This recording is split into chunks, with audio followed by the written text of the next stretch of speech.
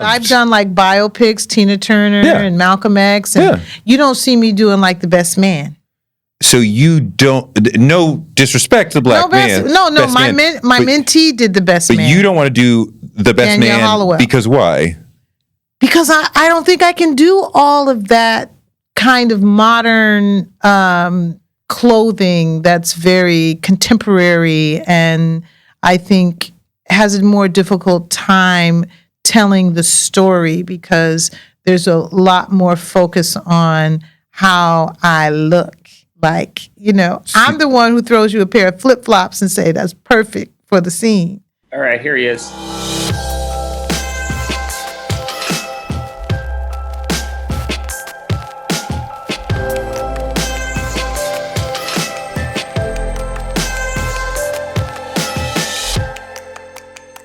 But okay, so your book, The Art of Ruth E. Carter, it's an extraordinary book. Oh, thanks. Because it's an extraordinary career.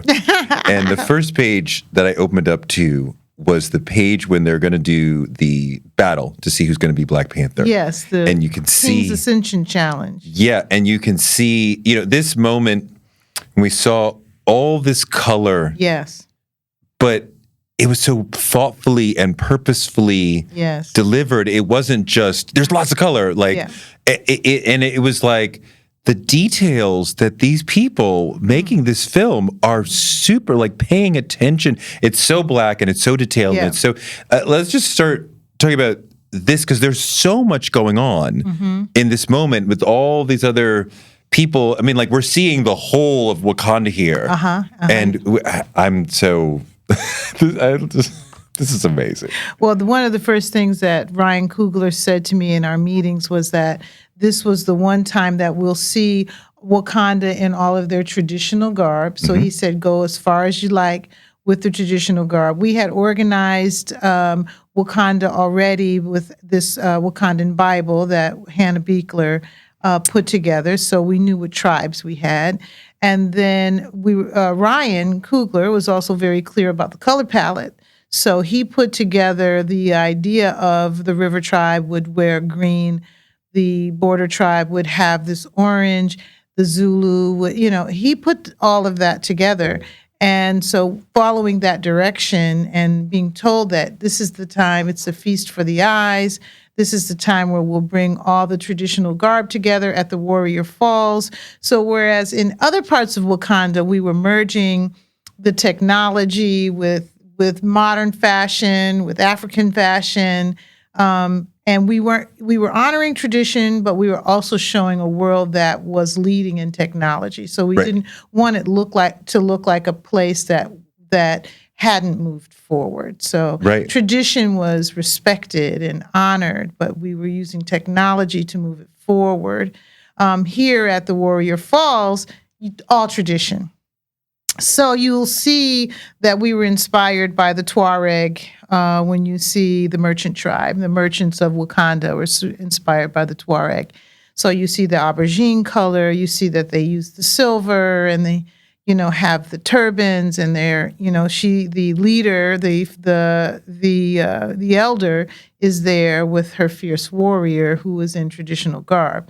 And she's like, we will not challenge today, you know? Right. So that went on through all the tribes. And I know when we were shooting it, Ryan was moving like full sections, from one side to the next. And we built this part of the mountain that had scaffolding in the back and stairwells in the back, but all of those people had to come down off of the rocks and move over to the other side. So he curated also after given the direction and we dressed all of these people.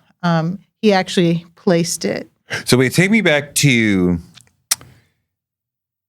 deciding what T'Challa is going to look like, because that's the first big decision. Well, we are seeing the king in his kingdom. We are seeing King T'Challa moving around Wakanda.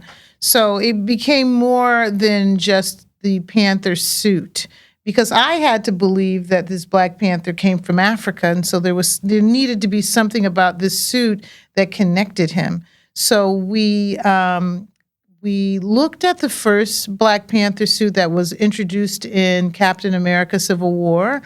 Which you had nothing to do with at that point. I had nothing to do with that. It was introduced at the end of that film. Right. And we were making a new suit for the Black Panther one.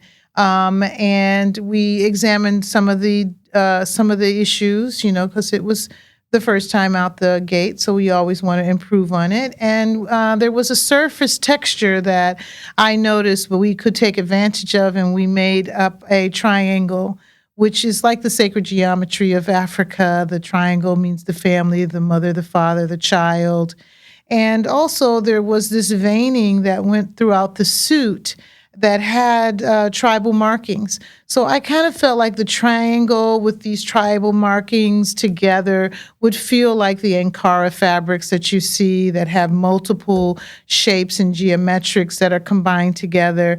And having this triangle as like a symbol of, a family connected him also. And we called it the Okavango Triangle, and it connected him to Africa. So now what Ramonda, his mother, Angela Bassett, is wearing is this extraordinary, it gives crown, but not in the traditional European vision of crown. Yes. So talk about what you put her in. So Queen Ramonda in the comics wore the ishikolo. That's the South African married woman's hat.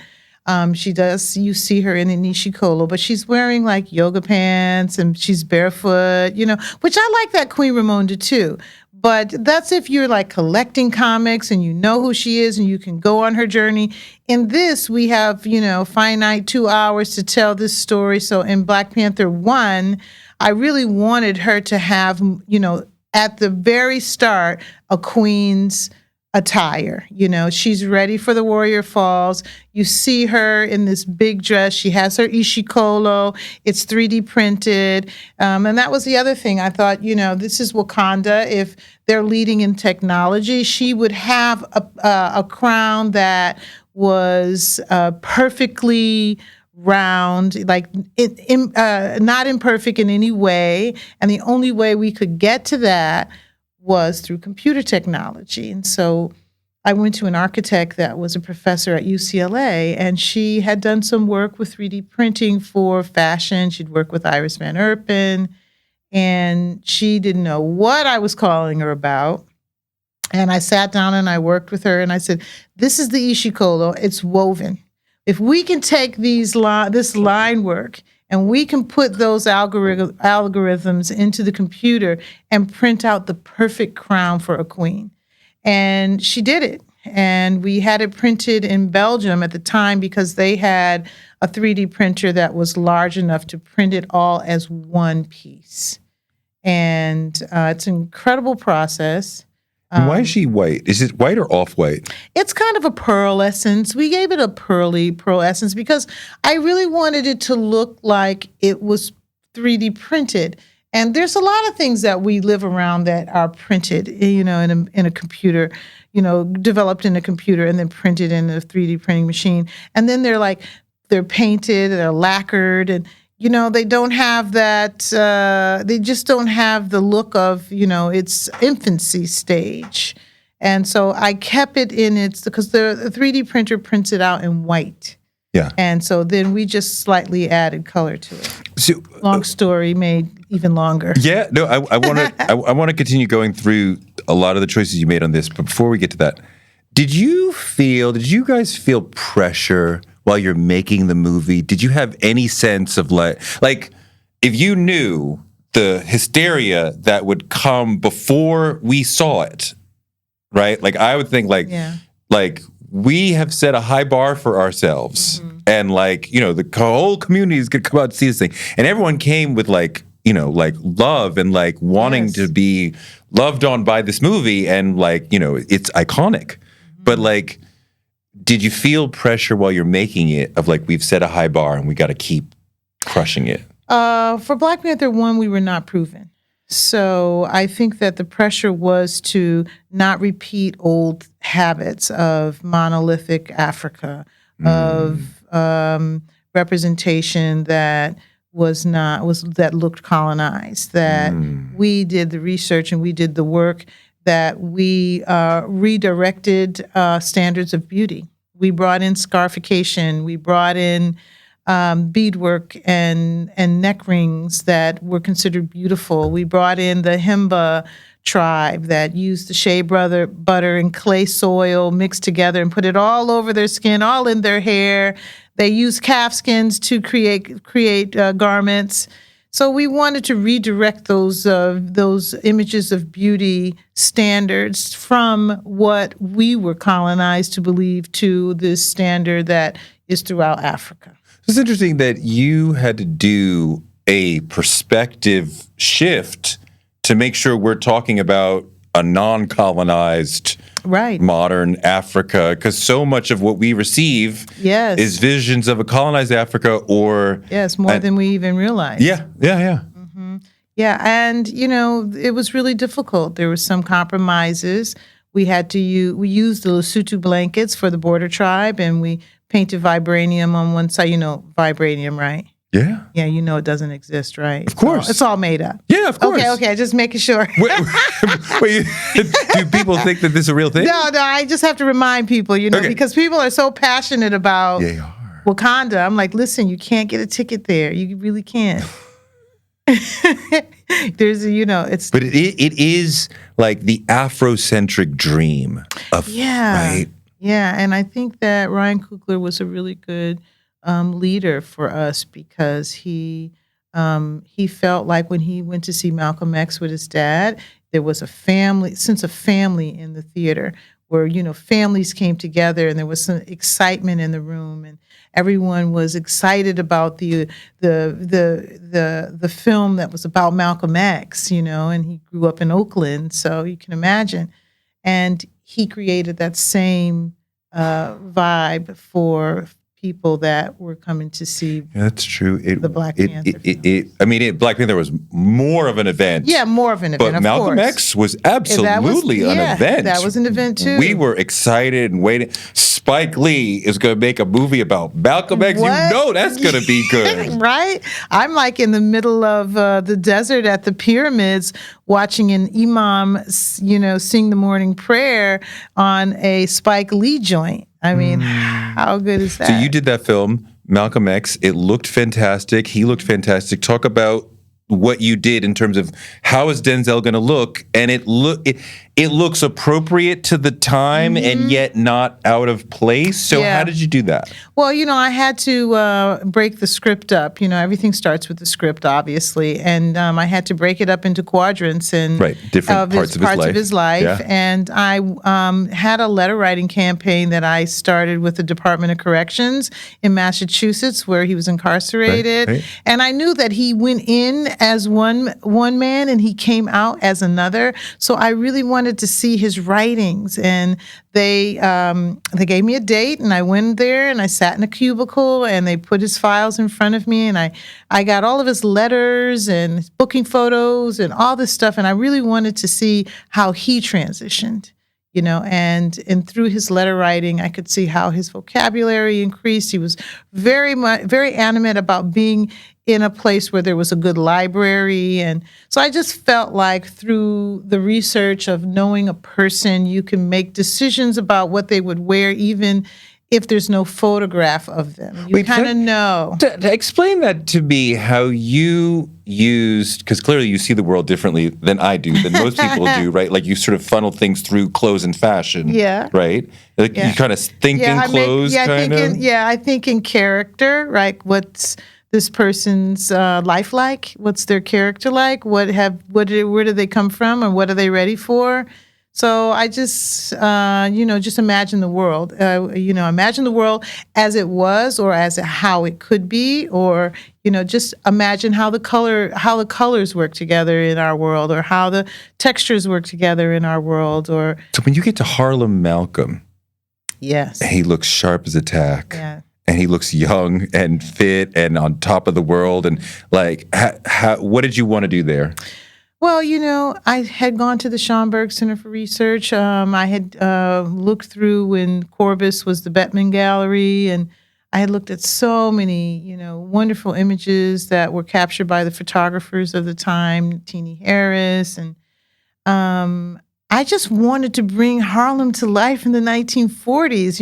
It was building a world that I felt very much a connection to, and to place an iconic person in that world, you have to know the world first, and then you know what they are looking like within that world. Like, should they, immerse and be a part of it? Like, one of my favorite scenes is with Delroy Lindo and Malcolm X, and they're at the train station, and he's hustling, and he's trying to show him how to do the numbers, and Denzel has on like a bebop cap, and Delroy has on a Homburg, and you can see like the relationship between the two. It's like the big hustler is teaching the young hustler, and then Denzel carries it with his acting, and that happened over and over again. I mean, when he comes out of prison and he meets Elijah Muhammad for the first time, I gave Denzel this, old saggy suit that was a little too big. And when you see Denzel in that scene, performing, and, he's in front of his mentor, someone he's studied these years that he was incarcerated, and now he's meeting him face to face. It's incredible to see the acting, and I love that the costume is supporting, his posture and his. So wait, so you said when you were making the first Black Panther, we were unproven. We were unproven. But when you go to make the second one, now you're feeling pressure because you're coming off overproven. Right? You're coming off the phenomenon. The world is waiting. Yes. You feeling pressure now? Well, we feel pressure that now I'm trying to temper everyone. On the first one, we had no other model to go by besides like The Lion King or Coming to America. So I'm walking around saying, this is not Coming to America, people. Like, that was a good movie, but this is going to be different. And so I'm guiding and controlling the art. It was like no vision of Africa we had ever seen. Yeah. And then now the Wakanda Forever, everyone has seen Black Panther 1. The embracing of it is incredible. Now everyone feels to me that they're over ready for it. And I'm like, hey, we're going to show another part of Wakanda this time, the River Province, which has to be curated so that it seamlessly connects with the first one. We're not just going to pile everything on from the first one and put it in the River Province. And then we had the Tolakanils, who were inspired by the Mayan culture, right? Which, when you start with Wakanda and you feel like you've had some African studies in your life, you're not at point A, you're maybe at, elemental P, carrying on like the aesthetic or the new aesthetic. But with the Mayan culture, we're like under zero. We are very much infants in the learning about this culture that was also erased in many ways. Yeah. So I had to rely on Dresden Kodaks and figurines and historians to learn, like, in record time, what this culture would look like. And they are also fictitious. So they go underwater, they live underwater, and what parts of the underwater world influence their costume. So we did the lionfish with Namora, and then Namor had the beautiful neck piece that represented the double-headed serpent. And so there was so much iconography there that, we had to make sure we had it right. So yeah, you felt a lot of pressure. A lot of pressure. To answer your question, was a lot of pressure. A lot of pressure. Yeah, enormous amount of pressure. I would imagine it, the feeling of like, this time the world is watching over your shoulder and you're making decisions, and you could hear some people are like, yes, and some people are like, no, and you're like, get out of my head and let me just make a decision. No, stay in my head and help me make a decision, the right decision. I mean, we had to change. Namor has a big headdress that he wears underwater, and it represents the feathered serpent. And we made it off of a design that actually represented a time that we were not representing in the film. Long story short, we had to make it over again, like, in a week. So the whole face of the serpent changed from being one one era to another. So wait, let's go back to the first one. Okay. Killmonger is one of the great villains of film history. Probably because you can agree with him. You can believe in him. He's part of the Lost Tribe. Yeah, like I mean, except for wanting to unalive a lot of people. Right. He's right. Right? Like he's making an excellent point. We should be helping. So but you do constantly wink at us like he's the villain. So how do you what are you doing sartorially to say he's a villain, but you can still like him? Yeah, we're not giving him anything that makes him feel like he's an outsider. You know, when we are introduced to him, he's wearing a Kevlar vest. It's got some kente straps on it. He's got, he's got the tactical pants. You can see he's ex-military, and it's all in the delivery of these incredible actors too. When we see him take over, he's bearing his chest with all of the scars, and we kept him very, very simple. It was more the message and the writing than it was actually, making him look like a villain. He's not. And, in part, I do have to go back to Ryan Coogler. He's just such a great storyteller, and that he guides you. And whenever you have a question about a garment that you might be in the throes of making, he goes, let me see it. Let me help you. And it's, you have to feel safe in a creative space like this. You have to feel safe that you may not make everything perfect, that you do have an ally who's going to help you groom it, and that's right. You want to safe is he listens to you, he guides you. No judgment. You don't feel like you're like, oh, am I gonna keep my job if I, like all that's not there. You are a film family. You have to be able to try and fail to find the right answer without like, oh, you made. Yeah, like, what were you thinking? I've had a few of those. Well, did you get that kind of safety from our friend Spike, or is he a little more aggressive? No. But he's tough. Certainly, he's tough. Yeah, but I was with the Spike family for 25 years. Yeah. I mean, he always used to say, Ruth, what are your ideals? I got to see your ideals. And I was what does that mean? I don't, ideas? He used to always say ideals. I got to see your ideals. I was like, okay, let me get my folders and, sit down with you, definitely. I fortunately was groomed at 40 Acres and a Mule, and it was a safe space. I mean, it was about representation. It was about culture. And I walked into the film industry with that in my backpack. And Do the Right Thing is early in your career. Yeah. And it looks extraordinary. Still. Talk about some of the sartorial decisions you made there. Well, we were independent film. There was a lot going on in New York, Tawana Brawley and Mike Tyson. And Eleanor Bumpers. What was it? Bensonhurst. Yes. Crown Heights. It was, and I think Spike wanted to make a protest film. And we had to do it at a budget. So Nike was a big partner and gave a lot of product. And I had all this saturated color from Nike, all these team colors. And I balanced it out with the Ankara fabrics. And we made a lot of shorts and midriff tops and, lots of things. But it also created the look of the film as being a very stylized. Yep. And it works. It was out of necessity, but it worked. And when you look down the block, you saw a different Brooklyn. Even though it might have been a little more grayed over, it still was as vibrant in its spirit and in its cultural melting pot. You had the Jamaican patties on the corner. You had the Korean grocer. You had the cornerman. It was very colorful. We just made it visually colorful. It's very visually colorful, and it feels. I mean, I live in Fort Greene, which is where it was shot. I believe. Was shot in Bed-Stuy, up on more towards Gates and Grand. Okay, up that way. I think we think of it as having happened in Fort Greene. You think of it because Spike used to live in Fort Greene, and he lived there. Yeah, right? Yeah. But Fort Greene was kind of, it was kind of yuppie. It was yuppie.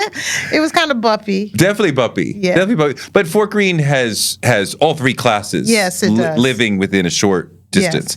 But it looks authentic. I live in that neighborhood, and I feel like that represents us. Us, yeah. You think Senior Love Daddy, Sam on the radio. Yeah. We love radio. It's just, it's in the National Library of Congress, and it still holds up.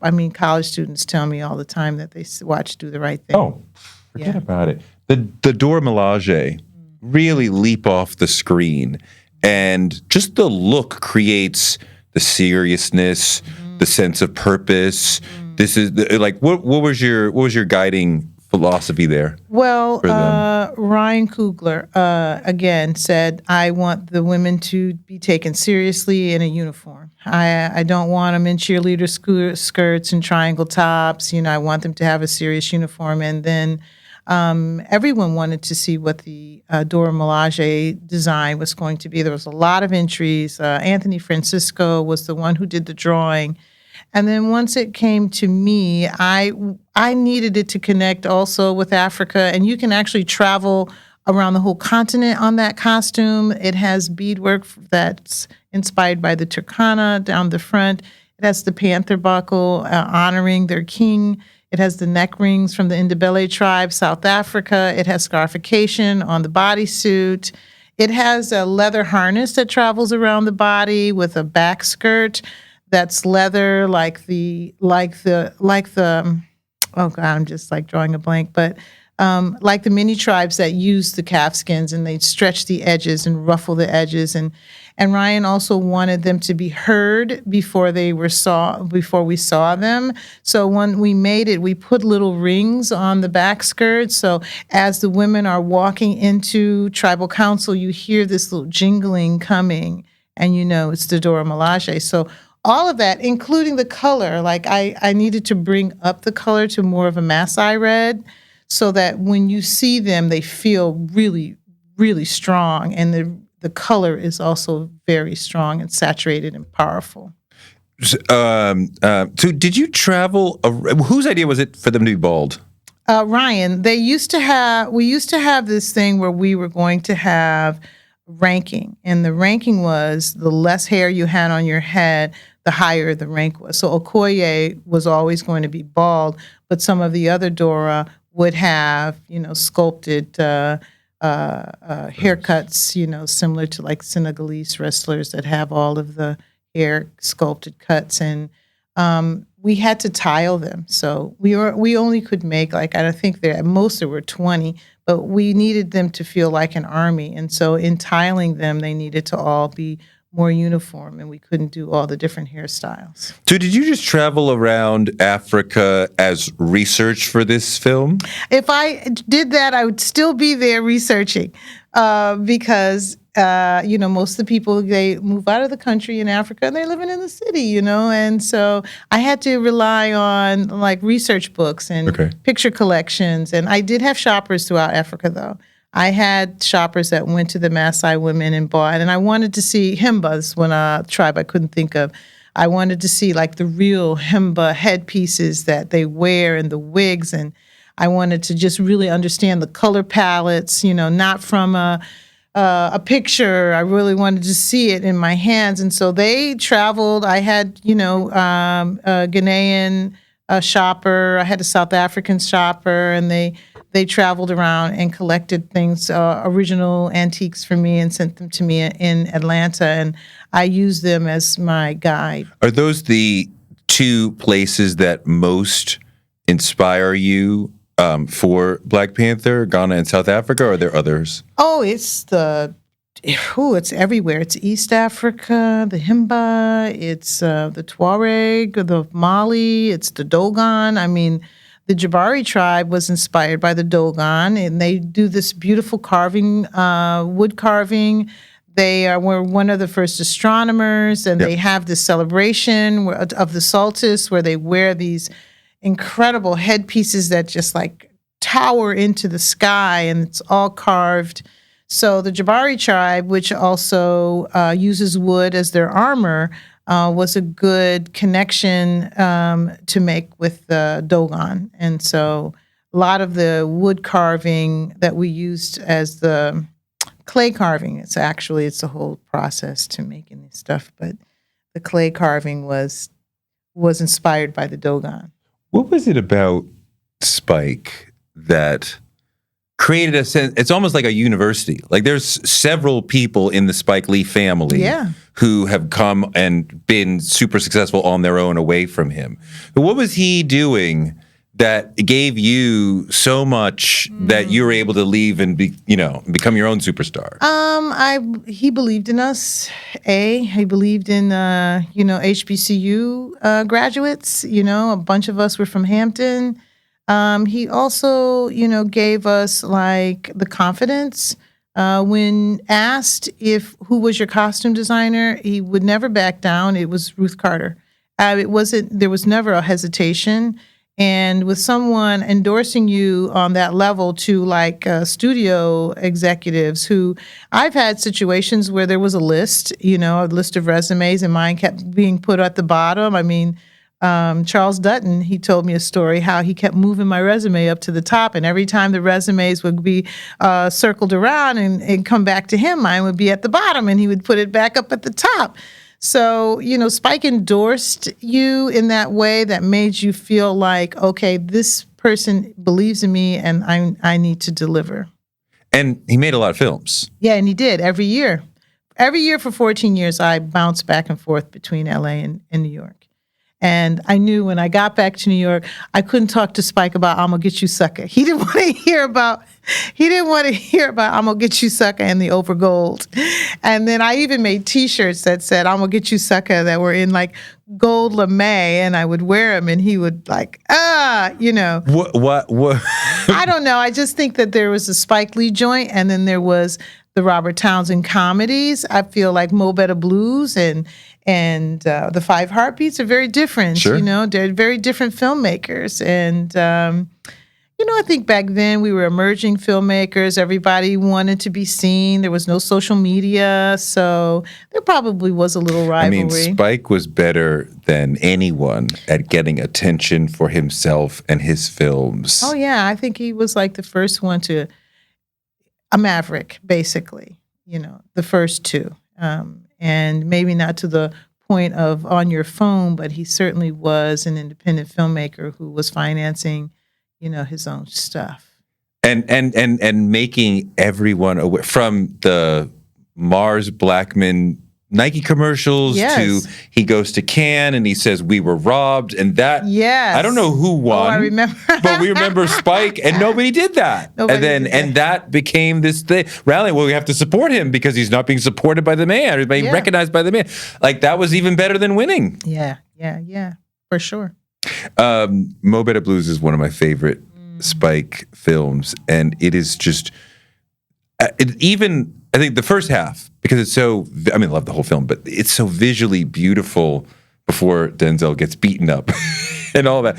But it's so visually beautiful. And I think as a young man, I was like, oh, I want to live in a world that looks like that. Yes. Yeah. We were inspired by the jazz greats, all the jazz greats, Thelonious Monk, Lester Young, Miles Davis. Yeah, we were also studying a lot of the style of the 40s and the 50s of jazz musicians.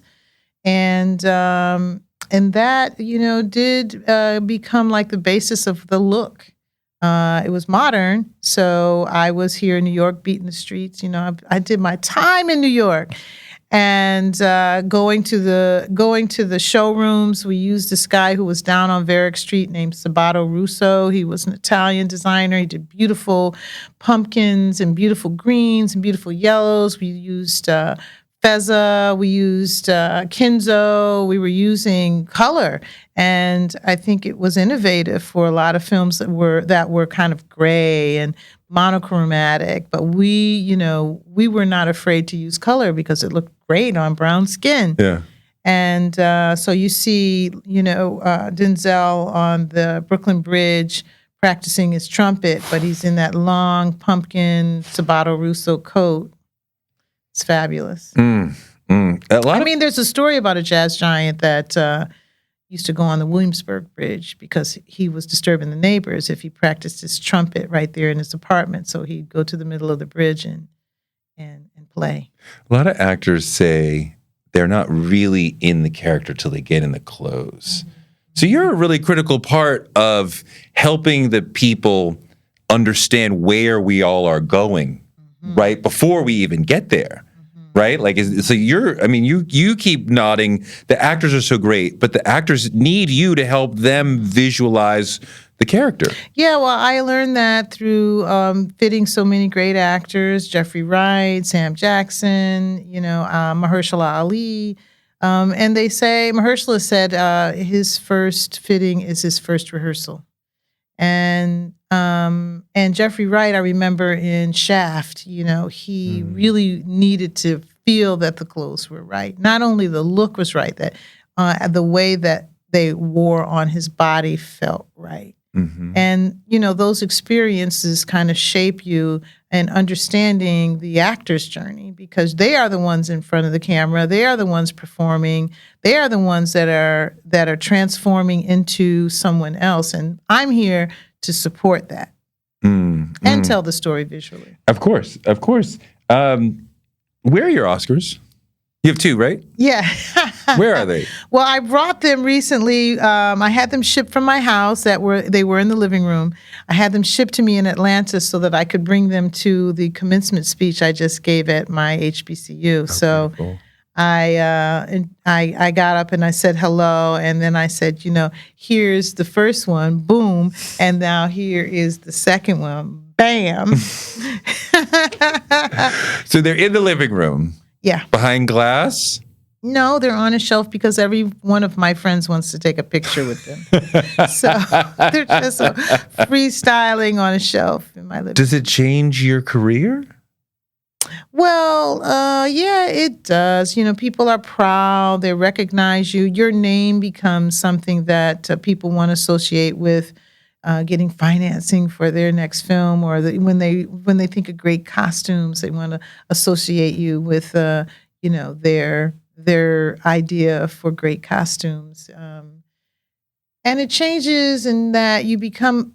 I always felt like I was doing this. I was doing superheroes, with Malcolm X and Tina Turner. I was dedicated to this work for a very long time, so I don't feel like I have changed or my process has changed. I feel like it's the people who are around me and the way they see me now has changed a little bit. And I've become more of a professional. I'm more of an expert and more of a winner. So I appreciate that. I mean, your vision has been validated. Yeah. So surely do you notice it? Like now when she says, I think we should do this, people are like, you know what? Listen to her, because she got 2 Oscars. She made amazing films, where before they might have been like, I don't know, Ruth. Well, I still love the collaboration. I don't want to be on my own island. And I think that's kind of what happens. They go like, listen to her. What do you think? What do you think we should, which direction should we go in? I'm like, let's talk about it.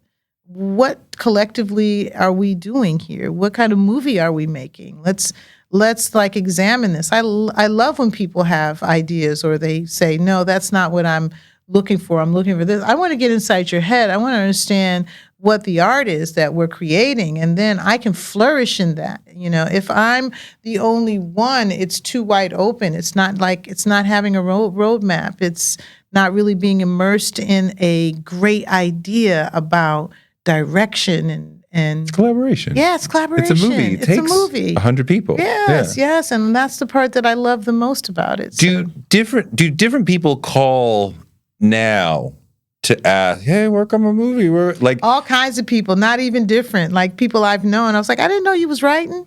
You got me. Put me down. Yeah, put my name down. Because I know until my agent calls me, it's not real. So I'm open.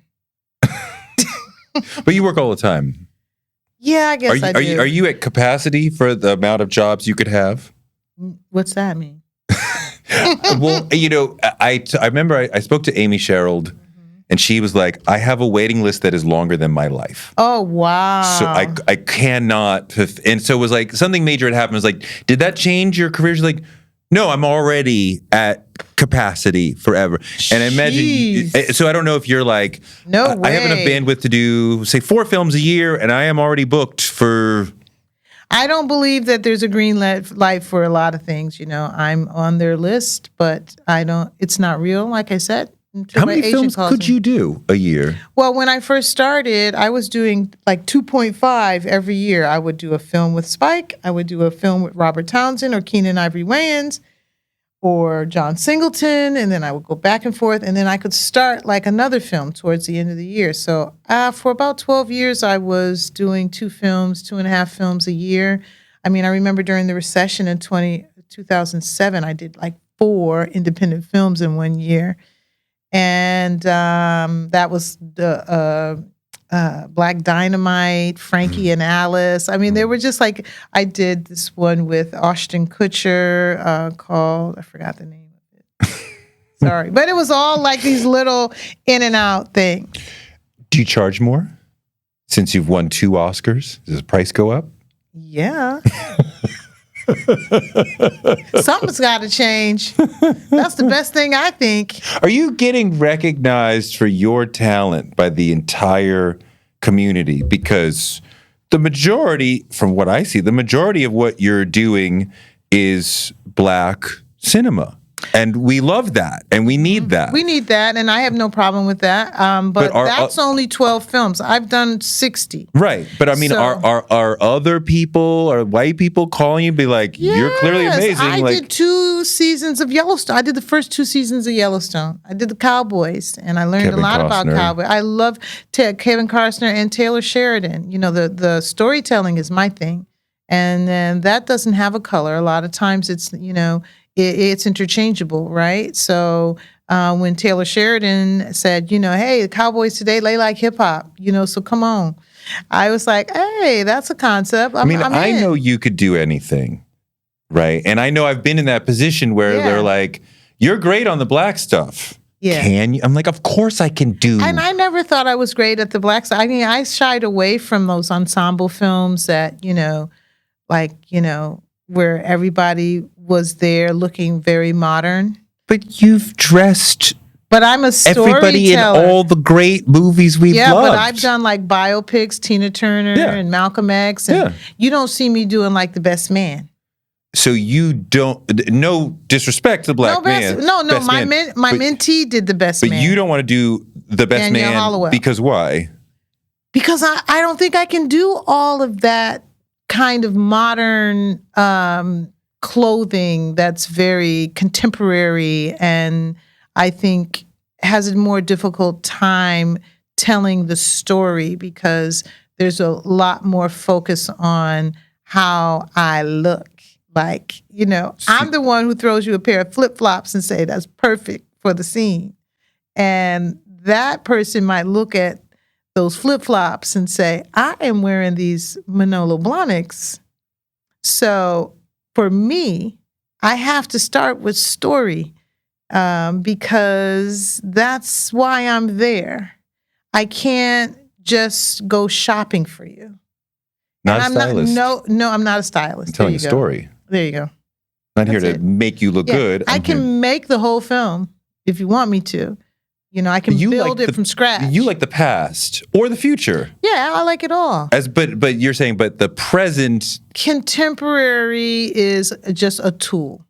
It's a tool. I'm still looking for story. I'm still taking that John Varvatos top and I'm overdying it because I need a color that immerses into the story well, and this has the right fit, but it's just not the right color for me. So.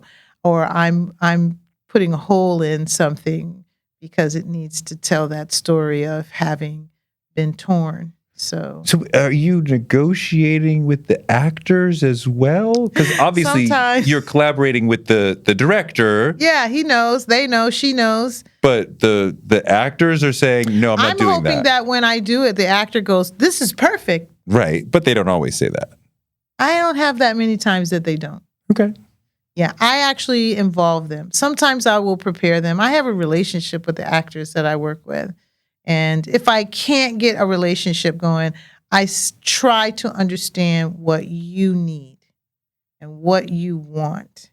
And I deliver it with that intent. And I am going to you. If you are taking a break and going to craft service for a cup of coffee or something, I might join you there and say, hey, I overdyed that shirt. Don't be shocked because it's a perfect blue. Wait till you see it. And then they might get it delivered in their trailer. They know they've been fit in it and it's perfect, but now it might have changed the hue a bit. And I don't get too much pushback. Is there something that you wanted to do that people were like, that's too far? But like in your perfect world, that person would have been wearing that. That would have looked like that, but there was too much.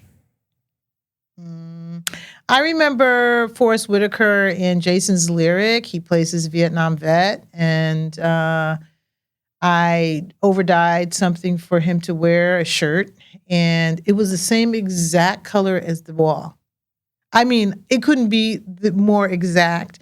And I panicked, and he sat in the scene, and he was having this illusion. You know, he was having this difficult time. He was having this spaced out, thoughts, and it totally worked emotionally for the scene. So I'm always willing to throw something up against the wall and see if it sticks. I'm always willing to take a risk and, get the actor to join me in taking the risk.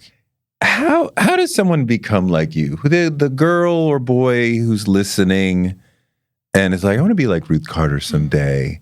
What is a path, or what are the sort of things that person should do over the next 10, 20 years so that they can move in your direction? I always think that maybe education is the key. I was passionate at Hampton about being a costume designer, even though there was no curriculum. So this was the dream from college? Mm-hmm. From high school?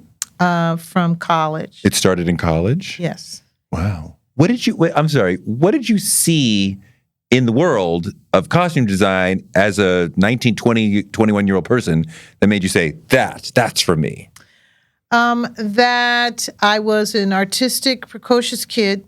I had two brothers who were fine artists. I spent a lot of time in my room. Was youngest of 8. So Youngest of 8? Youngest of 8. Oh my gosh. Yeah. And huge family. Huge family. And I saw that design was a way of immersing art and storytelling and textiles. I was also introduced to textiles as a young kid with a sewing machine and repurposing before it was called that. Upcycling. Opening up my pants and making skirts out of them and stuff. And so those worlds came together when I was introduced to costume design, and I understood that I could go on a journey with all of the characters. I could do a character arc for each one of the characters and see how their interconnectivity was as those relationships came together, and how could I visually show that. So I was given a learning lab at Hampton. I was the only one who was actually doing costume design. So I did all the plays, everything they produced while I was there. I was a costume designer. So I got to see how relationships and textures were worked on stage. And I just carried that passion on from there.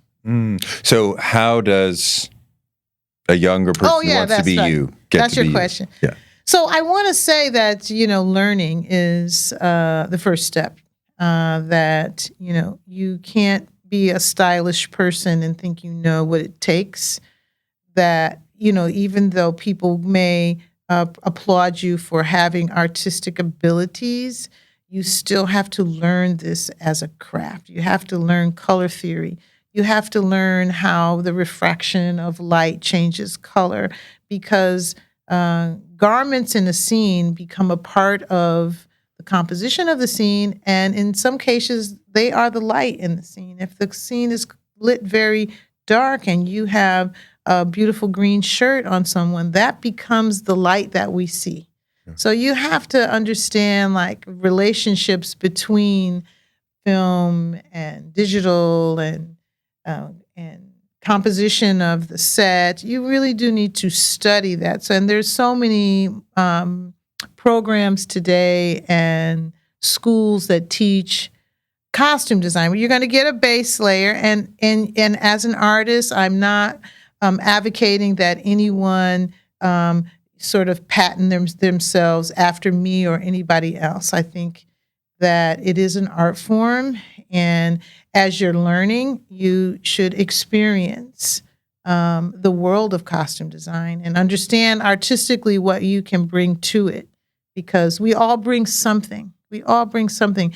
You're not going to bring the same thing Ruth Carter brought. You're going to bring your own ideas, and they'll be, as exciting or more exciting. Just to conceptualize what it is, you're not a stylist, right, but that's part of it.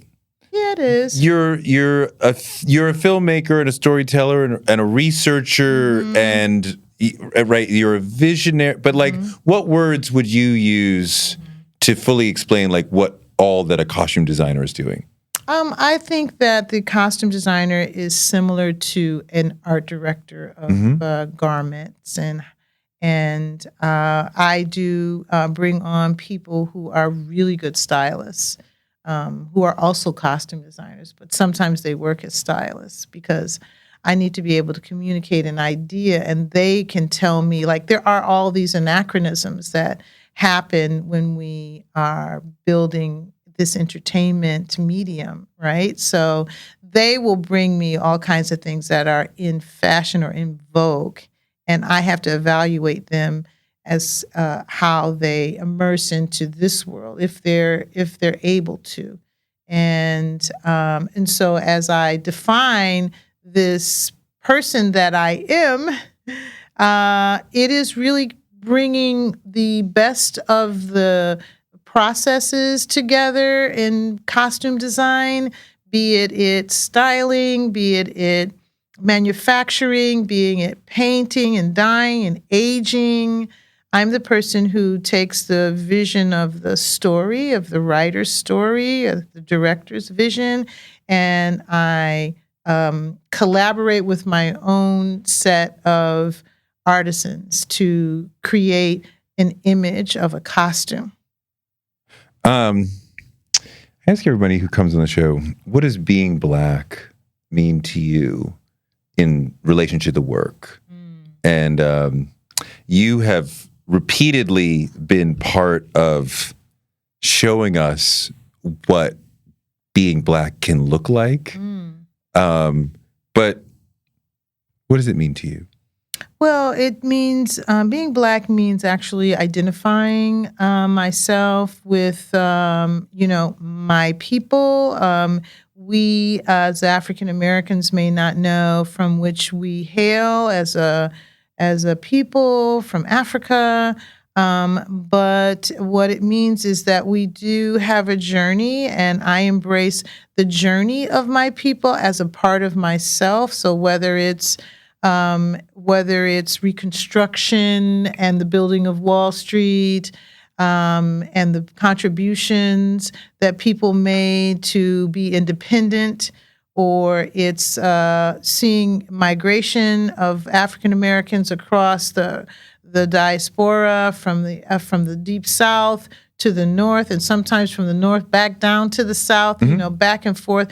Being Black to me means understanding that journey and my part in it, and whether my part is from an ancestral point of view or from a firsthand point of view from my own family. That's what being Black means. Yeah, you just said that the journey, our collective journey, is part of you. Yes. And I absolutely feel that. Yeah. I mean, we are here because of. Yes. Yeah. Yes, and it is tangible for us as far as the history, as far as the specific ancestors and the general ancestors, and we would not have these opportunities if Sidney Poitier and this one and Dr. King and whatever and Fannie Lou Hamer had not done the things that they did, right. and I mean, I feel like we can touch the people, we can see the people whose shoulders we are standing on. We are totally a part of that those triumphs and that journey and those, Is there what is next for you? Right now, I feel like, because this industry takes so much of your life away from you, and it's a good taken away. You are still taken on a journey, and you're still being very much a part of a tribe or a family. Your film family is still a part of your family. So right at this moment, with the actors on strike, I'm taking this opportunity to woosah, to connect to a lot of things that I like to do, and that's painting and writing and promoting the book and things like that. But professionally, I'm working on Blade. Okay, how's that? It's amazing. That's all I could say. Tell me something about the look. Tell me something. I can't. Are you working on Black Panther 3? I don't even know if they've written a Black Panther 3. I don't know what's going on. I don't really try to anticipate anything. Honestly, if I did my work on 1 and 2, and I'm so happy with the work that we produced together. 3 is a whole nother thing. What's going to happen? Who knows? Whether I'm on it or not, who knows? I don't try to make those assumptions. I just live my life. Of course you'll be on it. Your mouth to somebody's ears. To Ryan Coogler's ears. Yeah. What is your superpower? What is the thing you do better than other people that's led to your success? Geez, I don't think I do anything better. I think I do it my way. I've always been a person who does things my way. But what I pride myself in is that I give the actors room to breathe in the fitting rooms. And it's a very specific place and time for us to see eye to eye and to have a moment of, letting the ancestors in, letting the character come alive. And sometimes I have done so much research. I have looked at so many images. I can kind of see you in this time. I can kind of put you in this place already. And I'm just waiting for you to give me more than what I'm already envisioning for you.